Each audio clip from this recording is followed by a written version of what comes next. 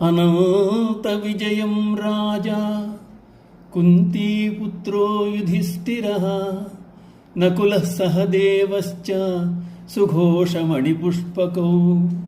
కుంతీపుత్రుడు రాజు అయిన యుధిష్ఠిరుడు అనంత విజయమున శంఖమును, నకుల సహదేవులు సుఘోషమణి పుష్పముల శంఖములను పూరించారు. భవిష్యత్తునందు ధర్మరాజు రాజు కాగలడని సంజయుని దృఢ విశ్వాసం. ధృతరాష్ట్రునికి యుద్ధ విషయములు చెప్తున్న సంజయుడు రాజా యుధిష్ఠిర అని పేర్కొని అతడి మనసులో ఉన్నది ఉన్నట్లు వ్యక్తపరిచాడు.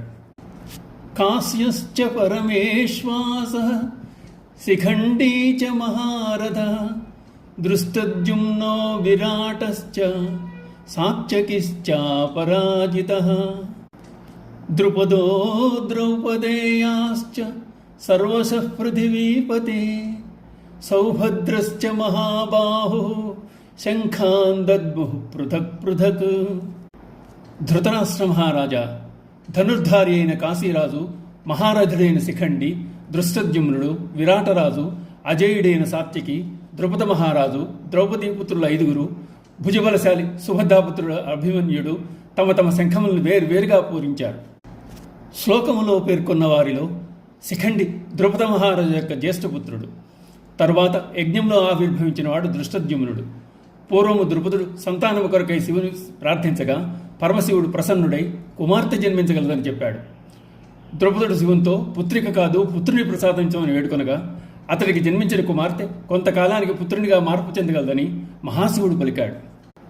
ఈశ్వరునిపై విశ్వాసముతో కుమార్తెను శిఖండిగా నామకరణము చేసి రాజకుమారుడిగా లోకానికి పరిచయం చేశాడు ద్రుపదుడు.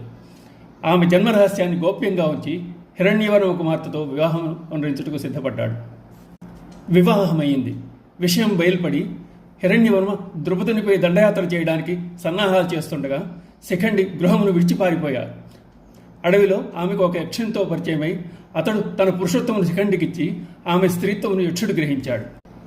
సఘోషోధార్తరాష్ట్రాణాం హృదయాని వ్యదారయత్ నభశ్చ పృథివీం చైవ తుములో వ్యనునాదయన్.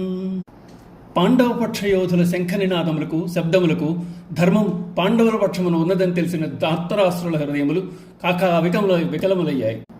అలా మహాభారత యుద్ధంలో పాల్గొనుడికై వచ్చిన ప్రముఖులు యుద్ధ ప్రారంభమును సూచనగా చేసిన శంఖ నినాదముల గురించి వివరణ పై శ్లోకంతో ముగిసింది.